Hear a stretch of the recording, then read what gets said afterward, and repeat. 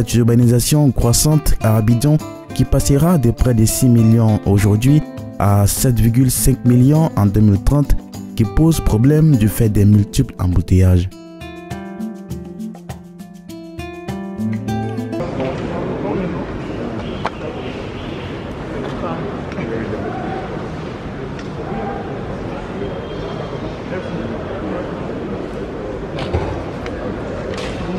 Bonjour.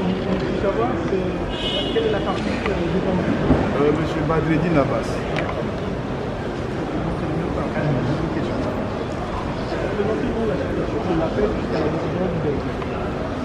Je suis Maître Bédi, avocat au barreau de Côte d'Ivoire. J'ai eu l'honneur d'assurer la défense des intérêts de M. Badreddine Abbas, qui était poursuivi dans cette affaire pour les faits de complicité, de faux dans des documents administratifs. Donc il lui était reproché essentiellement d'avoir autorisé l'un des prévenus à confectionner au profit de son père un faux passeport ivoirien. Affaire des Libanais arrêtés en Côte d'Ivoire. Qui est Abbas Badreddine? Une dizaine d'Ivoiro-Libanais, suspectés d'acquisition frauduleuse de la nationalité, ont été incarcérés le 17 juillet, comme l'a révélé Jeune Afrique. Parmi eux, Abbas Badreddine, le patron de Plastica. Portrait d'un homme de réseau. Que ce soit au sein des milieux économiques, sécuritaires ou dans le microcosme politique ivoirien, la nouvelle a été accueillie avec une certaine sidération. L'arrestation d'Abbas Badreddine, le patron de Plastica, entreprise leader du secteur de la plasturgie en Afrique de l'Ouest implantée à Abidjan, n'en finit. Je suis Maître Zadi, avocat au barreau de Côte d'Ivoire. J'étais avocat pour plusieurs personnes. Cette affaire qui concerne les faux passeports, les personnes qui ont été poursuivies pour faux et usage de faux. Donc, la décision a été rendue. Nous sommes satisfaits.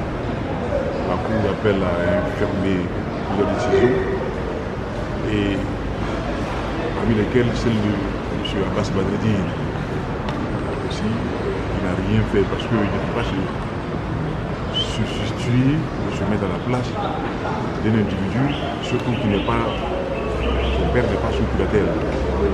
Dès lors, il a été renvoyé à justice des fins des poursuites.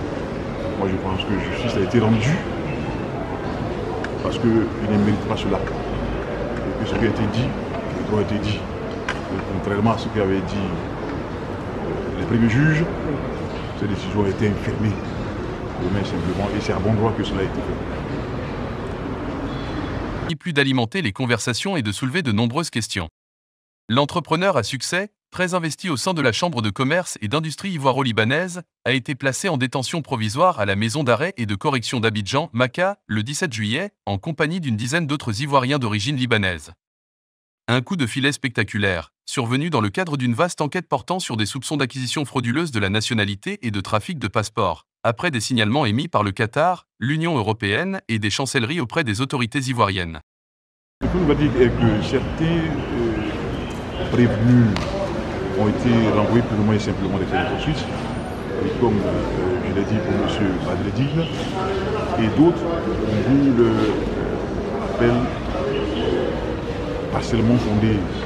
Et puis pour certains dont la décision a été réformée, il y a deux clients à moi, je suis nommé Kennedy, qui ont été condamnés à 24 mois de prison, mais il y a 12 mois et 12 avec sursis.